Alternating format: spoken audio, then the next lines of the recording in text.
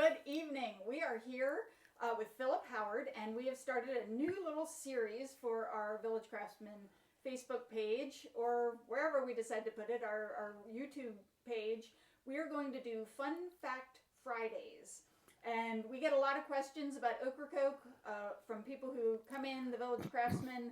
And my dad, Philip, knows a bunch of fun facts about Ocracoke. Some of them aren't necessarily fun, but they're interesting. Interesting. But we like the alliteration of Fun Fact Friday. So today, what is the one you're going to talk about today? We're going to talk about the Steamboat Home, which was an elegant side paddle wheel steamboat that left New York City in October of 1837 on its way to Charleston, South Carolina. And it was really quite a tragedy. The ship ran into heavy seas and strong winds when it was off the coast of North Carolina. In those days, they weren't naming every storm, but it was almost certainly a hurricane. It was such a severe hurricane that it did get a name. They called it Racer's Storm. And off the coast of the Outer Banks, the ship ran into so much difficulty with the boilers, and the boat didn't break apart. The seams came apart, let in water. And to make a long story short, the captain finally ran the ship onto the shore at Ocracoke, about north of where the Pony Pen is today.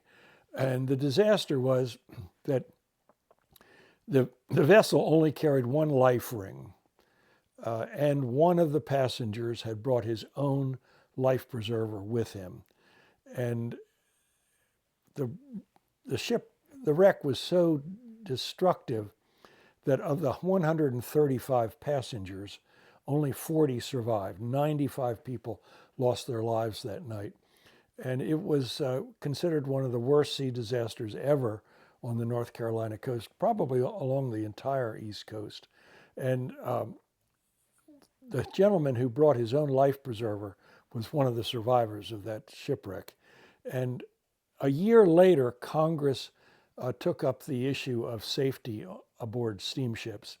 And we're not sure exactly when the law was passed to require at least one life preserver for every person on board a seagoing steamship.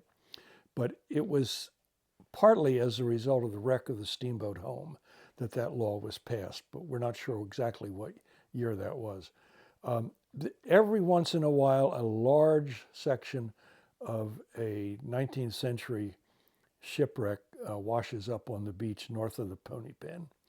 And nobody is absolutely certain, but the consensus is that this is part of the Steamboat Home, one of the worst shipwrecks ever on Ocracoke Island.